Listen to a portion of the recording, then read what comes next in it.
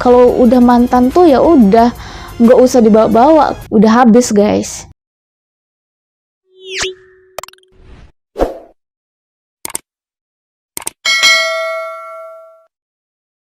Halo guys, assalamualaikum, welcome back my YouTube channel. Umur udah 20-an tapi kok masih jomblo aja? Sebel nggak sih ditanya yang begituan? Pasti ada aja orang yang nanyain atau bahkan ngeledekin tentang pasangan. Mulai dari nanya udah punya pacar, sampai ke nanya kapan mau sebar undangan. Bahkan sampai ngebandingin diri kita sama orang lain, sama tetangga ataupun keluarga yang mungkin udah nikah ya guys. Yang bahkan sekarang teman-teman kita udah punya anak. Sebenarnya apa sih yang salah dengan mindset dan perilaku kita? Apa yang dilakukan biar bisa sukses mencari gebetan atau pasangan? Pertanyaan yang simple. Well, belum waktunya. Itu merupakan jawaban yang sering diutarakan jika ditanya perihal jodoh ya guys. Tapi mau sampai kapan jika gitu-gitu aja? Padahal dulu pas waktu remaja, perihal cinta bisa membuat sakit kepala, sakit hati, dan putus udah seperti menu yang sering dinikmati. Yang mana jika putus cinta hari ini, bulan depan udah memiliki gebetan baru lagi. Ya wajar sih, itu dulu cinta mah definisinya kenalan, sekedar menyapa hai, diajak ngobrol nyambung, dan tiba-tiba sebegitu mudahnya mengutarakan jadian yuk. Tapi memasuki usia 20-an, mencari jodoh jauh lebih sulit daripada mencari jarum ditumpukin jerami. Menurut kalian gimana guys? Dan tanpa disadari, kita mungkin sudah menjomblos berbulan-bulan, bahkan mungkin ada yang sudah bertahun-tahun karena nggak kunjung menemukan sosok yang diidam-idamkan selama ini. Mungkin sekarang kumpulan logaritma lebih mudah ketimbang persoalan asmara ya. Sangat ironis memang, semakin bertambahnya usia, semakin nyaman dengan kesendirian. Di usia 20-an, kita mengerti apa yang kita inginkan guys. Persoalan pasangan udah nggak mau sembarangan lagi. Yang mana saat remaja dulu atau SMA, dimana saat kita bertemu dengan seseorang yang nyambung ngobrol dengan kita, bisa diajak jalan, ataupun yang selalu bisa antar jemput dan setia.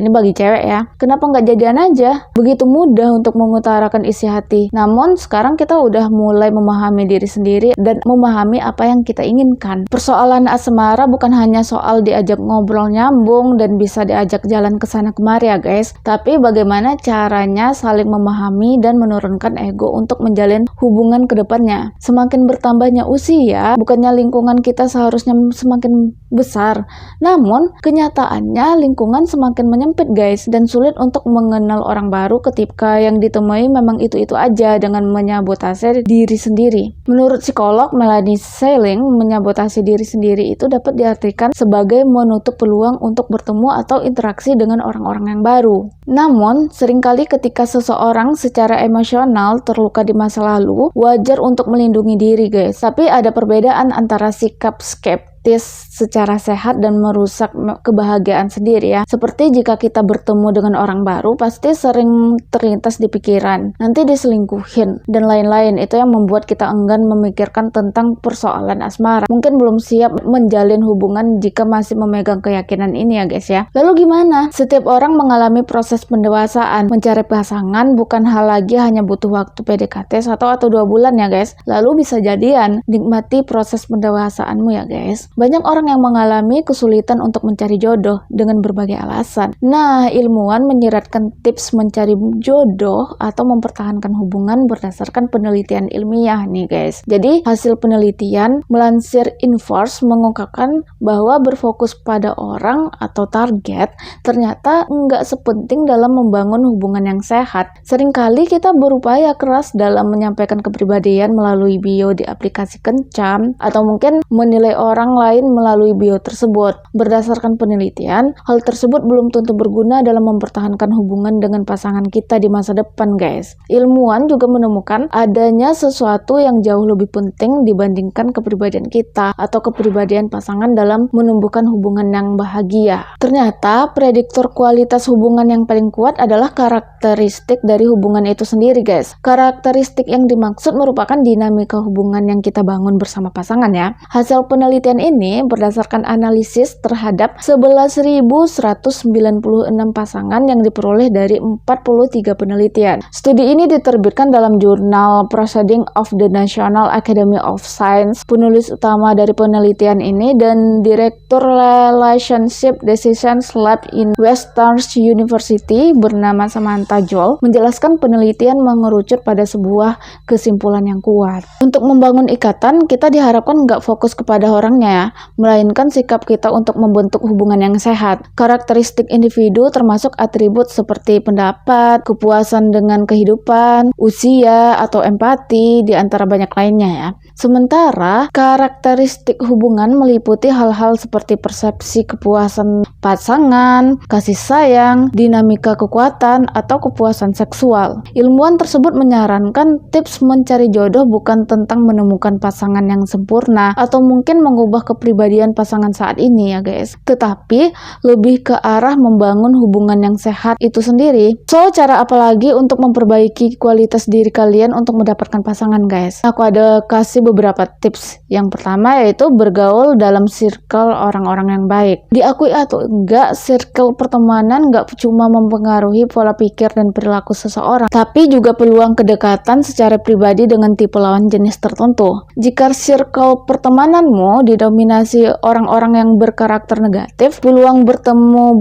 pasangan dengan karakter yang serupa akan sangat besar. Beda cerita jika kalian masuk ke dalam lingkup pertemanan yang cenderung positif dan suportif ya. Calon pasangan pun akan jauh dari standar perilaku tersebut. Jadi nggak ada salahnya untuk mulai memilih atau memilah pergaulan demi potensi bertemu dan mendapatkan jodoh terbaik di masa depan yang sesuai dengan harapan juga ya guys. Nah, kalian juga bisa terus berusaha untuk meningkatkan kualitas diri. Pernah dengar pepatah nggak guys? Jodohmu adalah cerminan dari dirimu. Pepatah lama ini masih sangat relate sampai hari ini ya guys. Jodoh yang jadi pasangan biasanya akan cenderung sejalan, setara, bahkan menyerupai karakter dalam dirimu. Jika kalian baik, ya kamu akan mendapatkan jodoh seperti dirimu, dan hal ini berlaku sebaliknya. Oleh karena itu, memperbaiki kualitas diri akan semakin memperdekat bertemunya dengan orang-orang dengan standar dan level yang sama ya guys. Saat kualitas diri kalian udah semakin baik, lawan jenis yang tertarik dan ingin mendekati kalian juga adalah tipe pribadi dengan kualitas yang setara.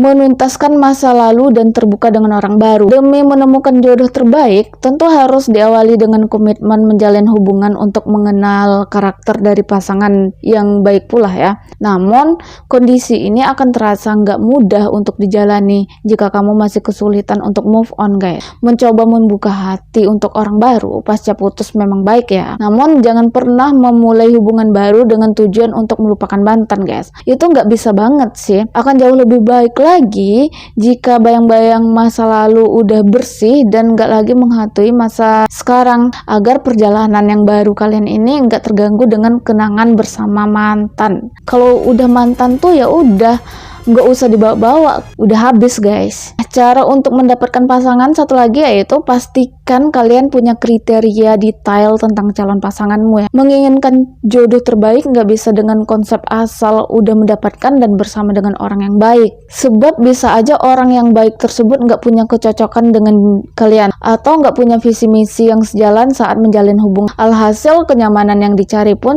jadi sulit didapatkan. Idealnya kalian harus mampu menentukan detail kriteria pasangan yang diinginkan ya, mulai dari fisik, cara berpikir, tipe kepribadian, sampai adat kebiasaan. Bukan sekedar konsep untuk dicanangkan, kriteria ini nantinya akan menjadi daya tarik awal yang diharapkan untuk mampu mendorong kenyamanan hubungan di masa depan. Dan ini yang paling penting juga ya guys, langitkan keinginanmu dalam doa. Jadi harus seimbang ya guys, usaha dan doa. Ketika semua usaha untuk menemukan orang yang cocok dianggap udah dilakukan, hal terakhir yang pantang ditinggalkan adalah melangitkan harapan-harapan kalian itu lewat doa guys. Sebab doa akan memperpendek jarak antara rencana manusia dan kehendak dari Tuhan. Memasrahkan nasib hubungan di masa depan pada Tuhan akan menjadi jalan terakhir sekaligus yang terbaik ya. Sebab meski udah bersama dan mengupayakan kebersamaan satu sama lain, namun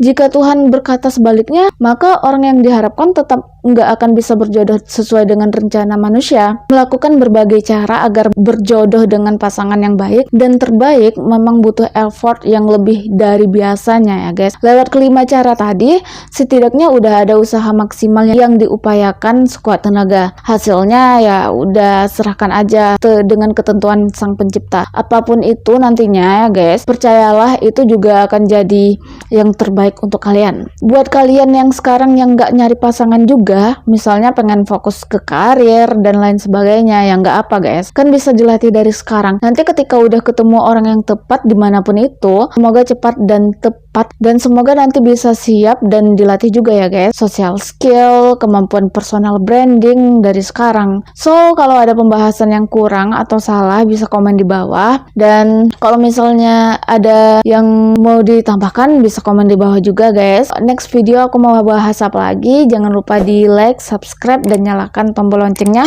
untuk mendapatkan notifikasi terbaru dari aku. Assalamualaikum warahmatullahi wabarakatuh.